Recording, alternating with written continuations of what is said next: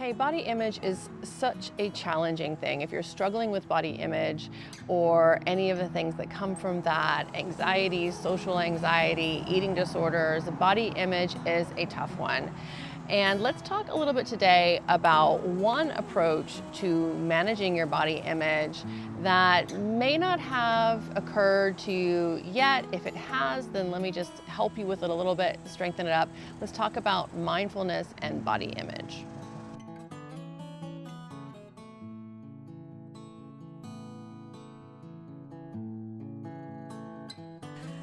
Hi, I'm Jessica Johns-Green. I'm a licensed professional counselor here in Texas, and I work quite frequently with people that are struggling with body image that impacts something in their life. Could be their relationships, social anxiety, the way things feel at school, even in their sport, and also with eating disorders.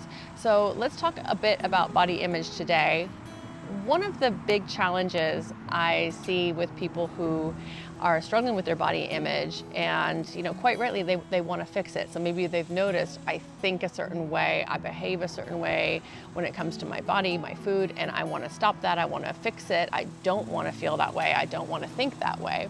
Is that we get a little bit trapped in this dichotomy of the right way versus the wrong way to think. And that can lead to even more traps for our anxiety to kind of creep into, where we're really, trying to control our thoughts, almost like some kind of doorman, letting in the right ones, keeping out the wrong ones. And sometimes our brains don't play that game. Can be a lot to do with our environment, be it our family or the places we are, or the sorts of media, television, social media, things that we are watching, engaging in, that can understandably bring body and body image problems to the forefront. Something that someone says to you, something you see on a screen that suddenly brings your attention to your body.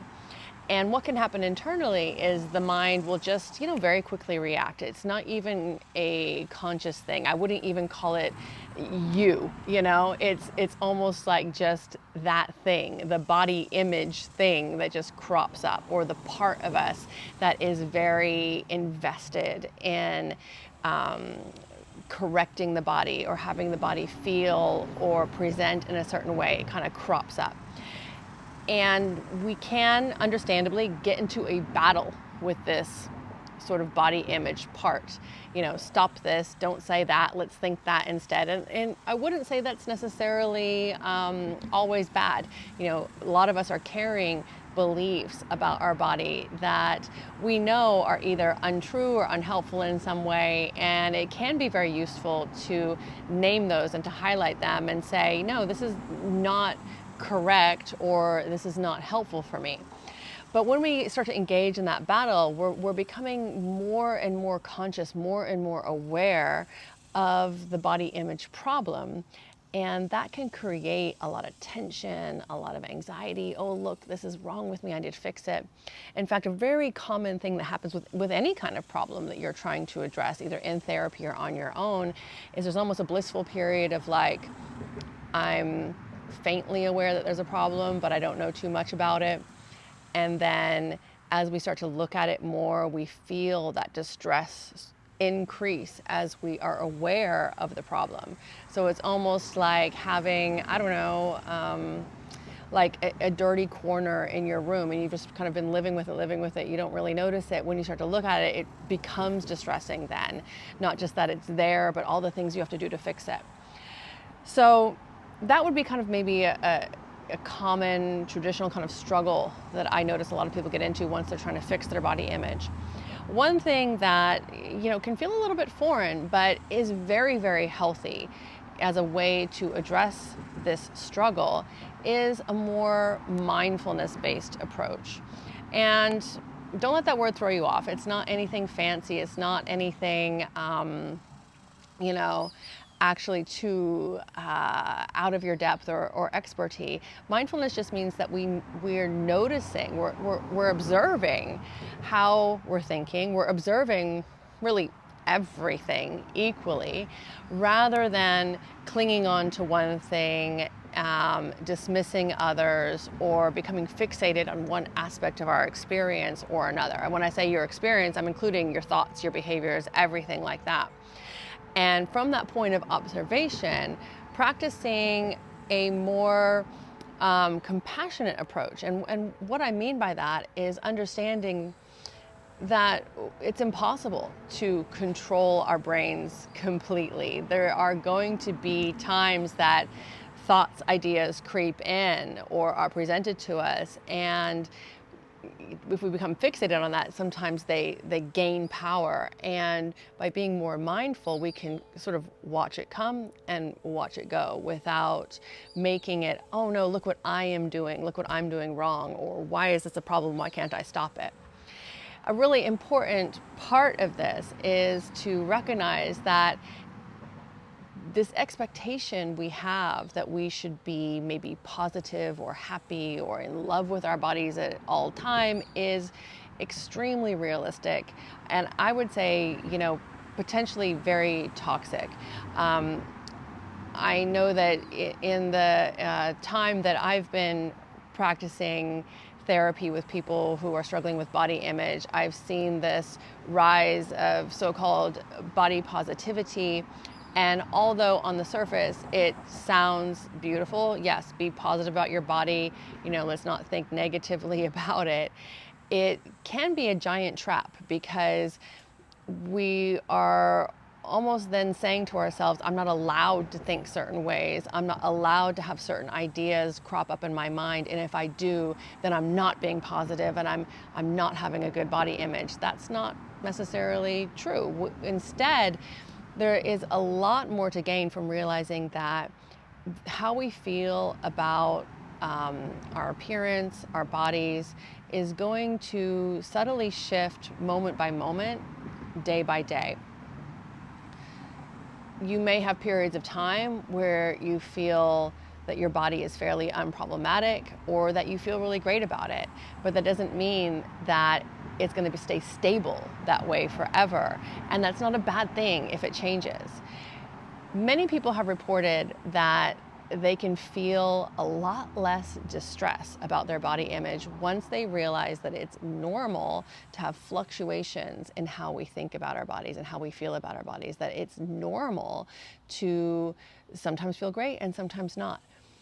And that's the mindfulness approach, to notice, okay, I feel this sense of my body, maybe a heightened awareness or these ways of thinking I'm noticing. I'm just going to watch them come and watch them go, rather than label them, these thoughts or these feelings, as a problem to get fixed, or label them as that's me, or to see them as something that nobody else has. The reality is that everybody, no matter what they look like to you or to anybody else, is having these fluctuations in how they feel about themselves. So this mindfulness approach is more about making peace with those natural fluctuations rather than always trying to control it. So how can you do this in practice? Observation is actually, kind of a tough thing to do, but it's super simple and accessible. We can think about observation as something that you can just drop into, and then sometimes we get pulled away from. And finding ways to keep dropping into that state of awareness, observation, mindfulness on a regular basis is going to really help you to see these thoughts and experience them, these feelings about your body, in a much less problematic way. So you can take a very kind of regimented approach where you maybe decide, you set an appointment for yourself, okay, between this time and this time, I'm really going to work on, just spending even a few minutes just to observe. Maybe just observing the physical body, the sounds around you, the smells, just being an observation of everything that's going on and observing it equally, right? Instead of getting caught up in this thought and letting it drag you away, we're noticing the thought, we're letting it go, we're noticing the sound, the feeling, and then just what is the next thing that enters our awareness. So you could take some time, you could set a timer, or you could have some nice kind of meditation music or something like that, and just spend a couple minutes a day doing that and kind of build up your ability with that. Or you could just every now and again set a timer. set an alarm. And when that goes off, ask yourself, wow, how aware was I right now? You know, where was my mind? What was I doing? Where was my experience? Was I noticing everything, or was I fixated on one thing? And slowly over time, these can really help you to become more mindful and aware. If you engage in any sort of like physical movement, physical activity with your body, that's also a really great time to practice just being mindful. So there may be thoughts, ideas, plans, judgments that come in, but there's also going to be a lot of physical experiences. You know, if you're taking a walk, for example, feeling the sensation of the feet on the ground, seeing the sights around you, maybe feeling, if you're in Texas like this, a little bit of sweat on your body as you go. You know, and letting all of those incoming bits of information, as well as the information going on inside, just let it kind of flow through you with this lens of, I just observe everything. I'm just observing everything. I don't need to react. I don't need to judge. Just there it is. So I get it. If you're listening and you're like, gosh, how do I do that? Trust me, with practice. Obviously, if you need a little bit more guidance or support, I'm here for you. Maybe drop a comment down below. I would really love it if you liked the video, if you shared the video, and let me know where you're at. If there's any other ways that I can help, either by making a video or individually, I'm here for you. Until next time, be well.